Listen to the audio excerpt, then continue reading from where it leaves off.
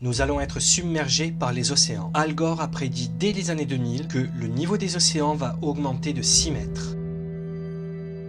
Il ne nous reste que quelques années à vivre, car en 2023, la Terre aura implosé. Le problème, c'est qu'on est en 2024. Les océans sont toujours au même niveau et, aux dernières nouvelles, la Terre n'a toujours pas implosé. Depuis des années, on nous annonce des catastrophes extraordinaires comme la montée des océans ou la fonte de la calotte glaciaire. Il y a 75% de chances que la calotte glaciaire du pôle Nord soit complètement libre de glace en été au cours des 5 à 7 prochaines années. Je ne dis pas que ce qui a été annoncé ne se produira pas, mais je dis que ce qui a été annoncé ne s'est pas encore produit. Les pôles sont toujours recouverts de glace et la mer n'a pas monté. Désolé. Comparons des photos d'un endroit connu de tous. Années 30 à gauche et à droite, une photo prise récemment. Je peux même vous en mettre une autre. Si je mets les experts de côté et que je me fie seulement à mes yeux, le niveau de la mer est le même. Alors sans être aussi extrême qu'Al Gore ou que Greta, au niveau des déclarations choc sur le changement climatique, on est pas mal en France non plus. Vous dites dans Le Parisien, je suis à titre personnel favorable à un système communiste. Riche ou pauvre, vous auriez droit dans toute votre vie à 3 ou 4 vols. Je dis 4, ça peut être 2, ça peut être 5, j'en sais rien, j'ai pas fait les calculs. L'avion est né avec le pétrole et mourra avec le pétrole. Et le discours de Monsieur Décroissance est également prôné par d'autres. Et comme d'habitude, ces discours sont relayés en masse. Et parfois, l'attitude fanatique des amoureux de la Terre peut amener à des scénarios cocasses, voire absurdes.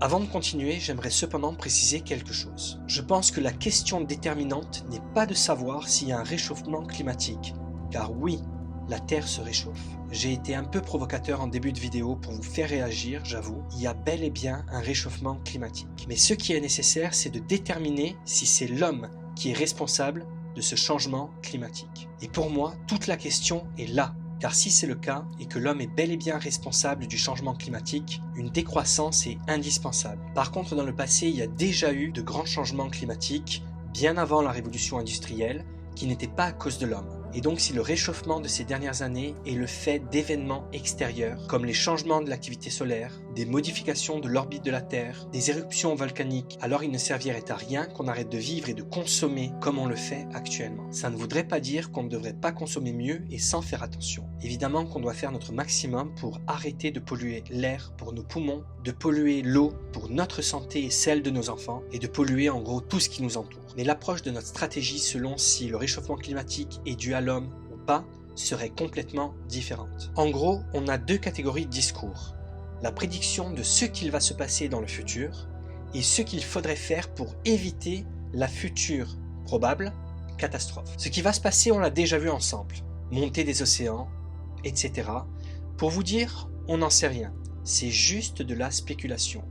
Personne ne sait ce qui va se passer dans le futur. Mais ce qui nous intéresse et ce dont on va parler aujourd'hui, c'est de ce qu'il faut faire. Quelles seraient les bonnes mesures à prendre? Les propositions des décroissantistes pour réduire le réchauffement de la Terre sont moins produire, moins consommer, ne plus voyager. En gros, ça s'appelle l'écologie punitive ou de la pédagogie destructive. Car quand vous voulez faire passer une idée, convaincre quelqu'un, et lui dire qu'il faut qu'il renonce à tout, c'est ultra négatif et surtout c'est contre-productif. Et ça c'est typiquement français. On a l'habitude de sanctionner au lieu d'encourager, malheureusement. On se dit que pour résoudre le problème du changement climatique, il faut que l'on arrête tout et que l'on revienne en arrière, au lieu de chercher des solutions et d'innover pour continuer de faire ce que l'on aime faire, pour continuer de voyager, pour continuer de manger les choses que nous aimons manger par exemple, mais d'une manière différente. Ce que je veux dire c'est que pourquoi la solution au fait qu'un avion pollue est d'arrêter de prendre l'avion au lieu de chercher et surtout d'encourager des moyens de créer des avions qui consommeraient beaucoup moins et qui seraient alimentés en énergie verte. L'avion c'est bien, c'est hyper pratique, c'est fiable et on n'a pas mieux pour se déplacer. Alors pourquoi vouloir le détruire? Je ne critique pas les personnes qui parlent du changement climatique. Encore une fois, je pense qu'il y a un changement climatique et que la Terre se réchauffe. Mais est-on sûr que l'homme en est responsable? C'est une question sérieuse. Est-on sûr que l'homme est responsable du changement climatique? J'ai lu que la température sur la Lune et même sur Mars a augmenté. Ça a été mesuré. Tapez sur Google réchauffement climatique sur Mars et vous trouverez un tas d'articles sérieux sur le sujet.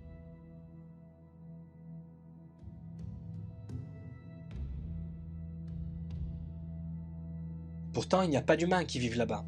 Enfin, je crois. Donc oui, il y a un réchauffement, mais encore une fois, la question est, peut-on affirmer avec certitude que l'homme en est le principal responsable? Notre mindset n'est pas bon.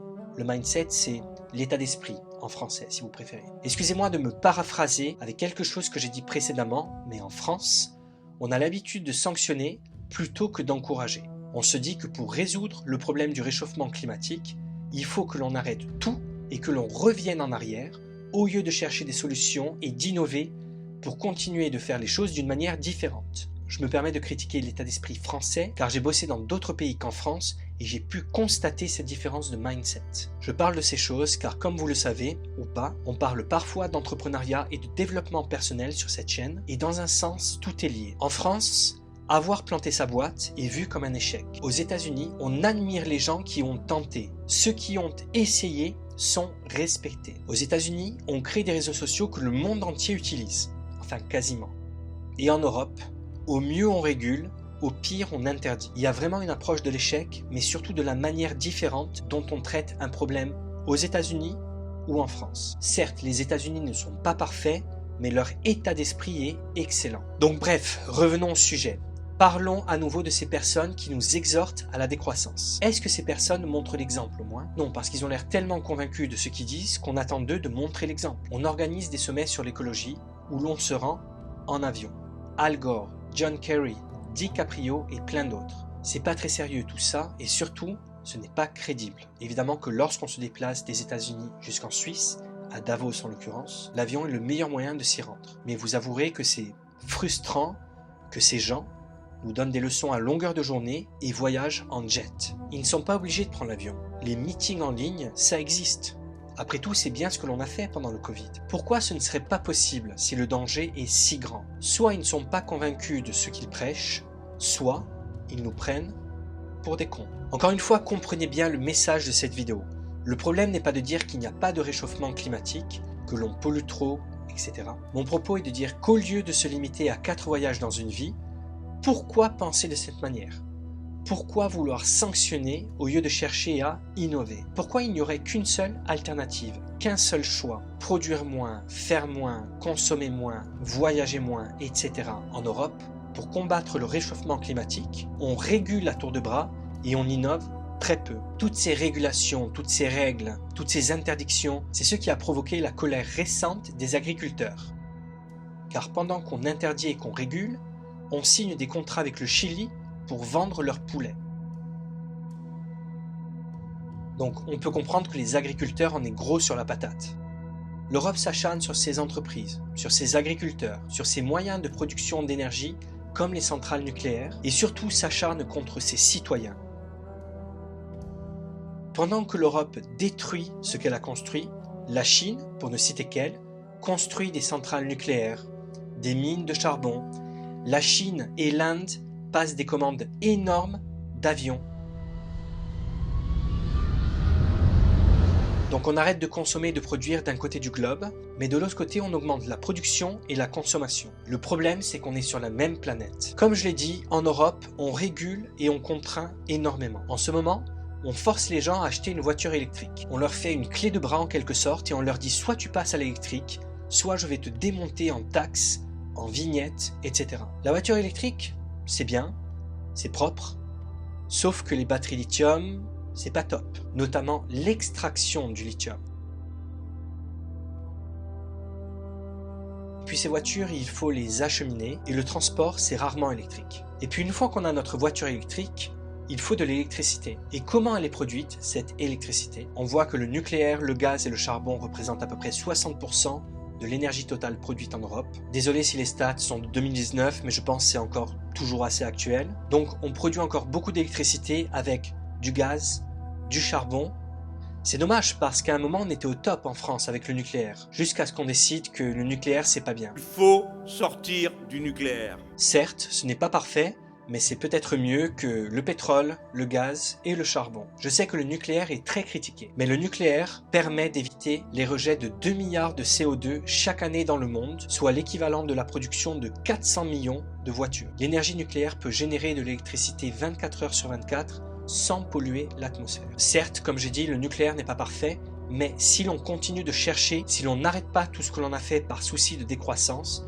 on améliorera encore plus notre production nucléaire pour la rendre plus performante et plus sûre. Bref, l'idée principale que j'ai essayé de transmettre, c'est qu'au lieu de s'acharner à déconstruire, à culpabiliser les gens, à réguler et à interdire, on devrait tourner notre énergie, sans jeu de mots, dans la recherche et dans l'innovation. Car c'est la recherche, l'innovation et l'audace de la nouveauté qui nous sauveront, j'en suis sûr. Il ne faut pas consommer à outrance, mais il ne faut pas retourner à l'âge de pierre. Il y a toujours un juste milieu à trouver. Dans la vie, ce n'est jamais tout ou rien. Pensez-y.